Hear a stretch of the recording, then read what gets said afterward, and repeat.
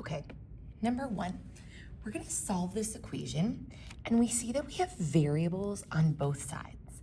Let's get them all to one side. I like moving the smaller variable first. That's a positive 3x. So I'm gonna minus 3x from both sides. These 3x's cancel and I get negative 6 is equal to 2x plus 8. All the x's are here on the right side. That means we have to move this number, this 8. It's a positive 8, so I'm gonna minus 8 from both sides. We're gonna do minus 6 minus 8 gives me a negative 14 is equal to 2x. Final step to get the x by itself, this says 2 times x. So we're going to divide both sides by 2. Negative 14 divided by 2 is a negative 7 is equal to x. Let's try number 2. Something that might help you guys is drawing a line where your equal sign is. I've noticed a bunch of you keep losing your equal sign, so I'm going to draw this line and see if that helps us here.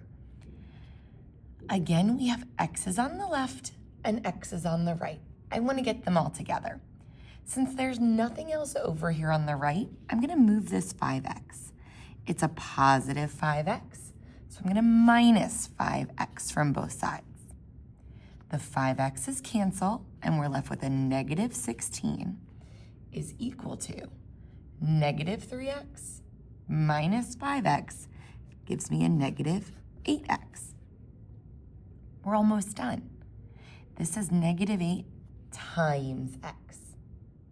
The opposite of multiplying is dividing, so I'm going to divide both sides by negative 8. When we do that, that gives me a positive 2 is equal to x. Drawing that line helped us make sure we weren't losing our equal sign and kept everything balanced on the left and right sides. Let's try number 3. Question number 3 is a proportion. Remember, we solve these by doing this little butterfly. Here's what it does now.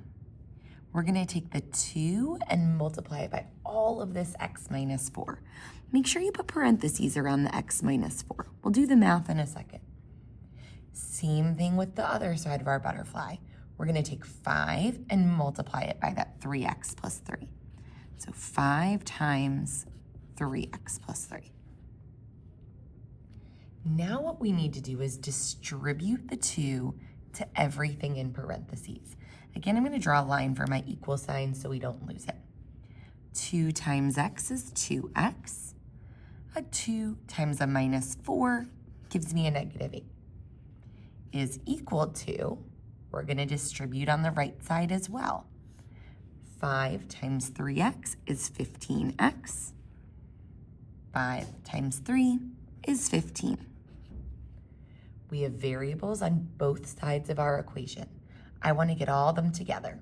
I like moving the smaller one first, so I'm going to minus this 2x from both sides, so these things cancel. This gives me a negative 8 is equal to 5 minus 2 is 13x plus 15. Okay, all of the x's are together. Now we need to move the numbers. Let's minus this 15 from both sides. We have negative 8 minus 15, which gives us a negative 23 is equal to 13x. This answer is not going to be pretty, and that's okay. Final step is we're going to divide by 13. If you do that in your calculator, negative 23 divided by 13, you're getting about negative 1.8 if we round it. Decimals are fine, ugly answers are fine sometimes. So on this proportion question, we needed to remember to distribute on both sides and then solve the equation. All right, we've got one problem left. Let's look at this last one. I'm going to zoom back in here. On the left side, we have some distributing. I'm going to draw my line for my equal sign and do that. 3 times x is 3x.